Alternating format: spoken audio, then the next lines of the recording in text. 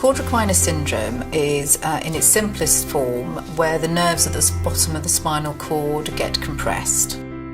These nerves are responsible for predominantly bowel, bladder and sexual function.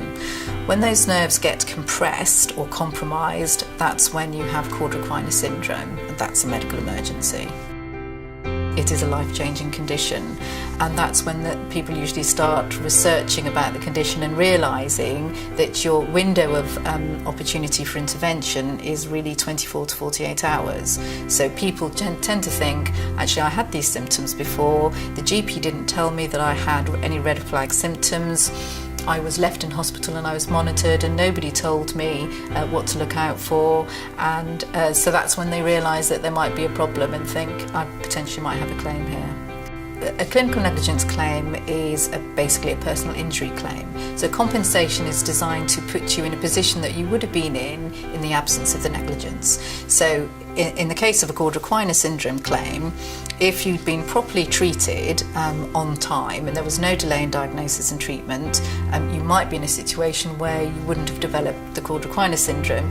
So you might have bowel incontinence, you might have bladder incontinence, you might have no sexual function, you might have a very extensive care regime, so you might not be able to look after yourself on a daily basis, you may not be able to work, so all of those aspects are compensatable.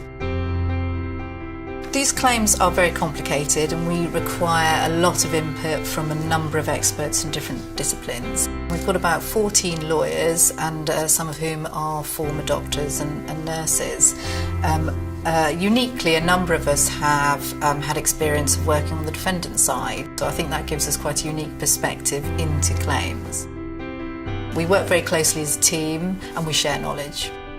There are a number of funding options available for you. Probably the most likely form of funding would be a conditional fee agreement, and we would explain that in detail with you, and that would be coupled with an insurance policy to protect against certain costs.